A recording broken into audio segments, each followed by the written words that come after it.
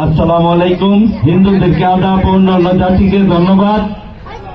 4 নম্বর জামির দিয়া উঠান বৈঠক বলে এইটা কিন্তু মহিউদ্দিন ভাইয়ের দ্বারাই কিন্তু বালুকাতে চলে। কারণ আইসে নির্বাচন, ভোট দিব জনগণ, আমরা বালুকাবাসী ভোট ইনশাল্লাহ এবার মহিউদ্দিন ভাইরে দিব ভোট।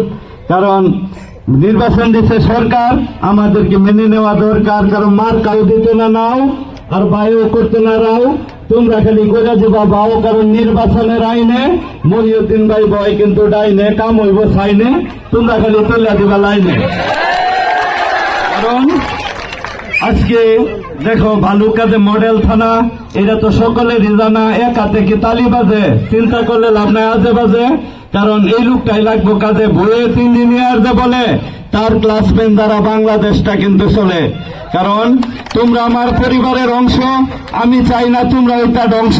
এইবারে মহিউদ্দিন বাইরে দিবা একটা অংশ। কারণ আমি পড়ছি নাইমা, তোমরা যাইও না থাইমা, তাইলে কিন্তু আমার যাইতে হইব গাইমা, বুঝছো? কারণ আমি সার্টিফিকেট দিছি, ইংলিশে কয়ে সিসি, আমি কিন্তু ভালুকা থানার 1100 লোকের পিছি। কারণ সুষ্ঠু হইব ভোট, কোন কেন্দ্র হইতে না লোট।